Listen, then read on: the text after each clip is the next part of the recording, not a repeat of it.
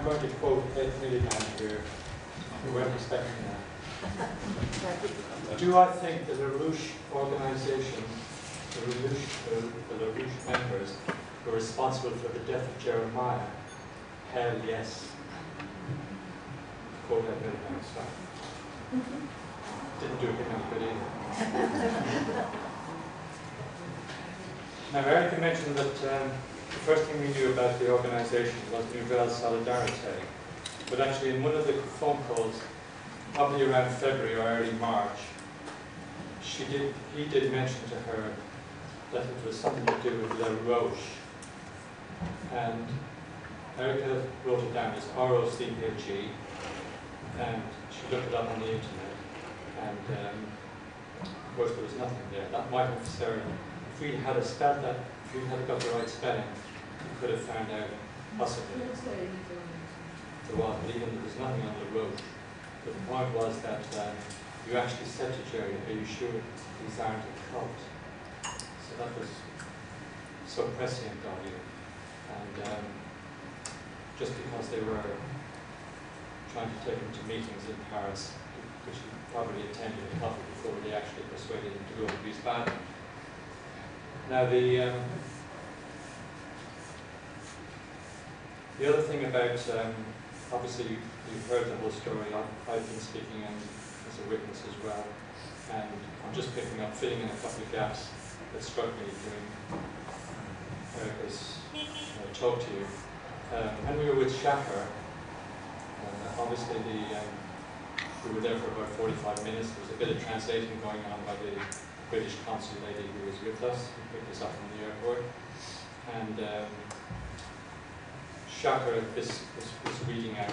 We asked what happened, and who were the people that he was staying with. And we were given the story how Sebastian Brokan had got up in the night, Jeremiah had run away, and he had apparently run out for cigarettes and had run away. And that was, and we said, well, can we speak to this person? Where is he? And they said, oh no, they've all gone away, you see. So that was a bit of a surprise. The people that he was with, who would have given us the vital information that we needed, that who were the last people to see him, there was suddenly nobody there that we could speak to. So really, so when I said, do I believe the organization, the members were responsible for his death, we've heard so much stuff this morning and during the inquest, which was good in a way because that did give us this very important third paragraph, which even, it's a bit wishy-washy. For the first time, the coroner has actually linked the organization to Jeremiah's death. However, during the inquest itself, the three most important quotes were, first of all, the phone call that Erica finally got through to the Sebastian Brokan's mobile that she got from Maya, who passed it on to Erica, who'd been ringing all that morning. And when the phone was passed to the managing director of the Schiller Institute, Ortram Kramer, and Erica said, are you Nouvelle Solidarité? And 3 times she said, we are a press organization, we are not responsible for the actions of our members. Now this was a strange thing to say, but of course in retrospect we realized that she was distancing herself from whatever these members, whoever these people were, who had carried out this dastardly act on Jeremiah during the small hours in the early morning. And of course then we heard the second quotation that was used was from another witness who left the organization, and that was from Helga Zepp-Larouche. So we heard that there was chaotic scenes in the offices of the EIR offices where these people were gathered that morning, the 50 or so that were kept back, and the older members. There was crisis management scenes, how I would describe them, and then how Helga Zepp-Larouche gathered them together in a room and said that Jeremiah Duggan, we believe, is dead, and we believe he was a spy sent to harm the organization. We'd all like you to pack your bags and go home straight away. and do not talk about this amongst yourselves, and do not talk about it to others. And that to me was highly significant, that these people were engaged in a cover-up and getting rid of the people who possibly carried out the whatever it was that led to Jeremiah's death. Now, we learned this morning that the three things that bizarrely ticked their boxes were the fact that he was British, that Jeremiah never wore his Jewishness on his sleeve. In fact, I never heard him actually coming out with the fact that he said, well, I'm a Jew, how does this affect me? It was only in the sense that he was hearing things being said that he realized that the Jews were being blamed for all the problems in the world. He spoke out, and of course we heard all about how paranoid they are and the fact that they believe that the Tavistock was this possible brainwashing centre that could have, as Eve said, he was a Manchurian candidate, which is so crazy that he was there to harm or to assassinate Larouche himself. So this, of course, is what would have put him in mortal danger as it happened. Now, whether he had, we also heard that he had, even the coroner said that he may have been in an altercation because of the defensive marks on his arms, where he may have been protecting himself from a beating. Now, as far as the coroner's findings yesterday, and the fact that he dismissed the setup of the accident scene, and the fact that he was hit, he accepted that he was hit by these two cars, as far as I was concerned, that wasn't the main issue. Because again, I'm saying that those responsible for his death were the members of the Larouche organisation who had been with him that night at the EIR office, or maybe some other place. Because of all the sand on his boots and things, who knows, he may have been in that nearby quarry, which wasn't far from within a few hundred metres of where his body was found on the road. He could have been running from there, he managed to escape. He may have been partly beaten up at that stage, which would account for his disorientation when he ran into the road and he was hit by either one or two cars. So as far as I'm concerned, that wasn't really, it's important because we will not know until such time as one of these people who were with him that night, or somebody who knows facts, will come forward. But there was enough that we heard yesterday, or during the inquest itself, and this morning, to make us realise that these people were dangerous. When the Larouche says that if those who are not my friend, these are my enemy, and so and even Eve also put it very well, that he was in mortal danger by virtue of the things that they believed about him. And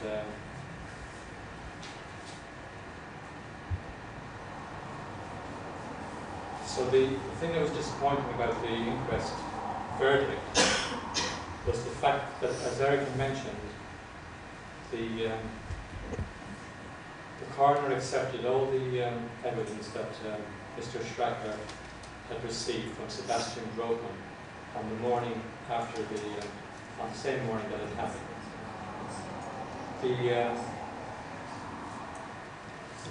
It was interesting, after Erica phoned them at 10 to 11 that morning, they spoke for 7 minutes, and at that stage they knew for hours, because this had been, they had time.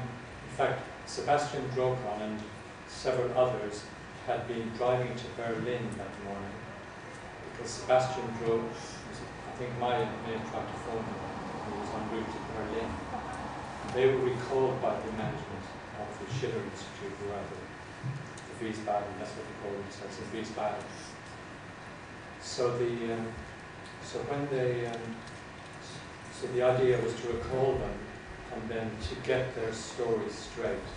And this whole thing of him being in the Apple flat that night and running away for cigarettes, that road from the flat in the centre of Wiesbaden to get to where he was killed, 5.5 kilometers away, that is such an unfriendly road for pedestrians. You would not run down that road. It's concrete walls on both sides. There isn't a pavement to run alongside where it sweeps around to get towards the urban line. And it's about a dual carriageway as it comes into the centre of Wiesbaden. So so it's very disappointing to read in the coroner's verdict, and it wasn't even discussed at the inquest, that this thing was going to be just accepted and taken on board. And so I was completely shocked actually when I read this first paragraph. I mean, I'm grateful for the third paragraph, the fact that he attended a conference run by the far right-wing organisation, and it may have had a bearing on Mr. Duggan's death, in the sense that it may have put Mr. Duggan at risk from members of the organisation, and caused Mr. Duggan to become distressed and seek to leave. Now that is, as Erica said, that is a bit wishy-washy, but at least there is something official there at last. But it is disappointing to think that during the inquest itself, I was convinced that this story wasn't being treated seriously.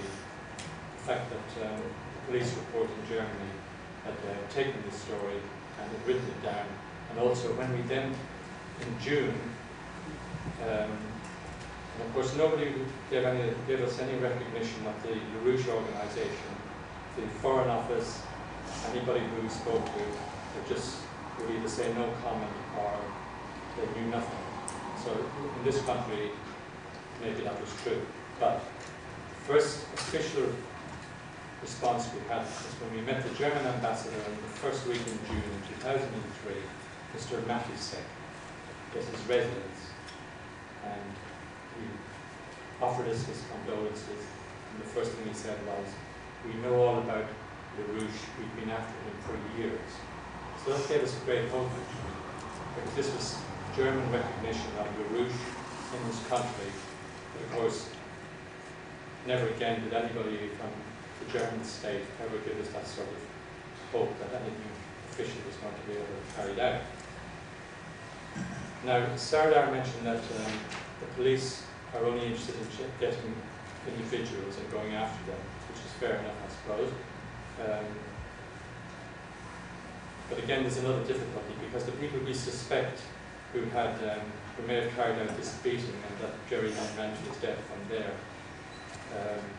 returned to France, and again trying to get the Germans to go through the French authorities, to get the French to interview them, and then anybody who had something to say who was implicated obviously didn't want to implicate themselves. So anybody who had any of our friendly witnesses who left the organisation, when they were interviewed by the French, and this only happened in the last few months, this is all very much the Germans trying to do something, to pretend that they're actually finally getting on with it, only because this inquest was coming up. They then, it was noticeable that again, everything that was pointed towards suicide in the first German report, when we got it translated, was, by Mr. Schaffer again, was pointing towards suicide. So there were a couple of examples in there. There was the whole story about the Sebastian Grokamp.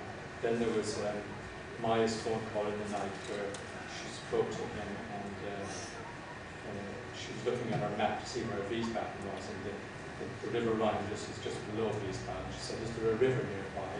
And Sebastian told me this to the police as evidence that Jeremiah was looking for a bridge to jump off into the river. This was actually put in, and all, or innocently was asking, "Is this where I'm supposed to be looking for it in Wiesbaden, near to where the river is on the map?" So, and then the final sort of insult, if you like, in the German report was, having written all this, his mind was closed, as Erica said. The institutions, the police, the investigating officer, Herr Schaffer, his mind was already closed within half an hour of that accident happening, death of Jeremiah. So, when we arrived the next day, it was almost like a telephone conversation. We really didn't want to hear this, because he was actually, but it was also the fact that his mind was made up. And so we were accorded sort of a little paragraph at the end of his report that there was something about the mother getting a phone call her son said he was in big trouble. So it didn't really give it any emphasis whatsoever, whereas really this was the whole thing that didn't make it suicide. And then I said to him, well, do we get to see this report? And he said, oh no, this is for the public prosecutor. I will hand this to him on Monday. And he will then, according to what I proposed as the verdict, he will release the body to you probably about 1 o'clock on Monday. And then I said, well, isn't this a public document? What happens if I was German? Will I get to see this? And he said, oh no, this is only for the public prosecutor. So I just said, well, you mean you are the judge and jury on this? And I said, what about doing blood tests to see if there was any hallucinatory drugs on him to get him into that stuff? That he may have been slipped drugs. Again, we were thinking these were some kind of terrorist organization that Jerry had got in over in too deep. And he was finding out maybe when he was there that they were planning some kind of action that he didn't want to be part of. But being with them, he was in danger because he couldn't back out. This was our first theory, you see. So her chaperone anyway said, oh no, this isn't a public document, this is just for the prosecutor. And I was sort of saying, but in England I said we would have to have an inquest, it would be suspended, it would have to have blood tests carried out, and you're going to go ahead with this regardless on Monday. And then he said, yes, that's how we do it. And of course, Helen Schumann, the British consul here, she put it down to the very said cultural differences. So the whole, so that kind of locked us out of the process right from the very beginning because their minds were made up, and the only thing now is that we've actually got something in a British verdict on the inquest verdict that actually, for the first time, includes the paragraph that he was at this far right-wing organisation, and that they that may have put him at risk. But that is actually, it's a lot stronger than that. And we are totally convinced of his death by the members of the organisation. Whether he ran into the road or whether it was a set-up, I don't think that doesn't bother me so much. We never know that for sure. Now, I just wanted to, couldn't finish this off without a proper bit of conspiracy theory. And because you do read some crazy things in this during these 12 years. And as it happened, Liz Pete, she sent me by email a very story from the German press about the murders of the 9 Turkish people in Germany, and how the German state premier denies cover-up in 2006 neo-Nazi murder. And this happens to be the state of Hesse. So accusations that authorities hindered a probe into what turned out to be a neo-Nazi murder have been denied by the premier of Germany's central state of Hesse, which is where Jeremiah was killed. He denied that he covered up for Hesse's state's own intelligence service in 2006, when he was the state's interior minister, although authorities knew promptly that the murder could have had extreme right-wing links. So there was a neo-Nazi group in Germany that carried out these murders of these Turkish immigrants. And as it happened, they had some undercover police embedded in the organization, in the NSU. And because they didn't want to expose these police, the accusation against the premier, when he was called to come and give a statement, he actually,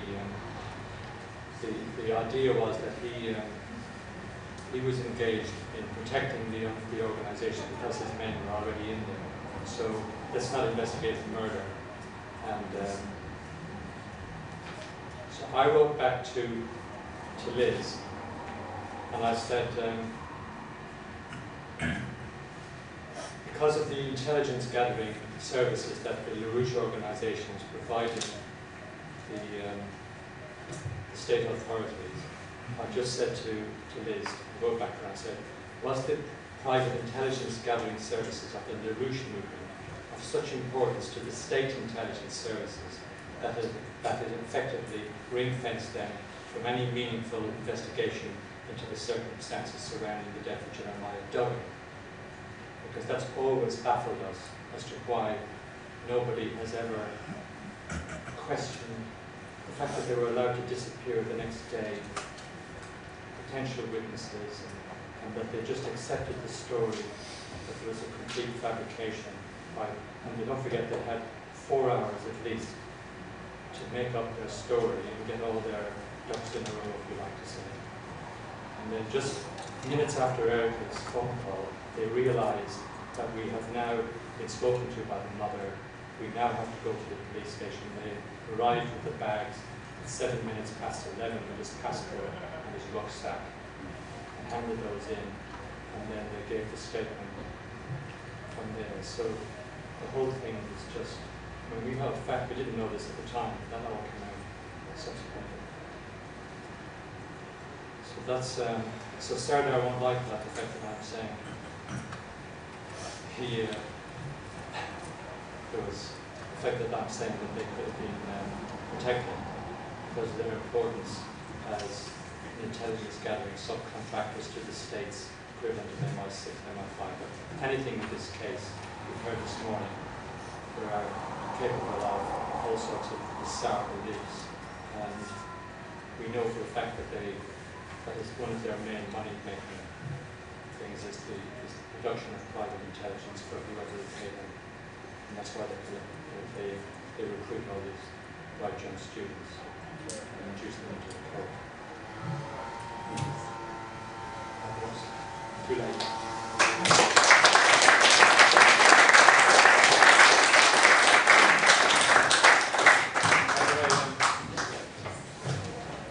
This is, I'm not sure if this is the time. I said at the beginning of the inquest, Jeremiah had sent me a card. Jeremiah had sent me a birthday card, which was read out at the inquest. But I also said that he'd sent a backup card, which he'd given to Esther. And I said at the inquest, oh, well, it's gone on long enough now, perhaps I should open the card. To be opened on birthday, Dad. So my birthday was the last time I spoke to Jeremiah on the 22nd of March, 2003.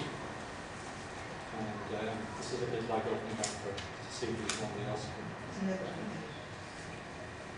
It's stuck down for 12 years, so obviously.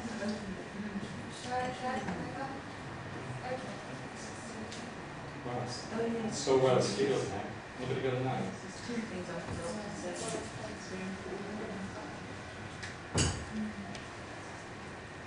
This would be a big anticlimax if it's a blank card. That would be typical of Jeremy.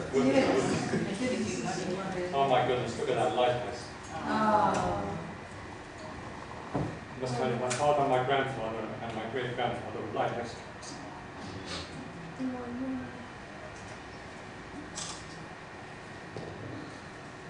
Dear Dad, wishing you the happiest of birthdays. Thought this card would make you feel at home. Lots of love, Jeremiah. Kiss. And that was what we're waiting for.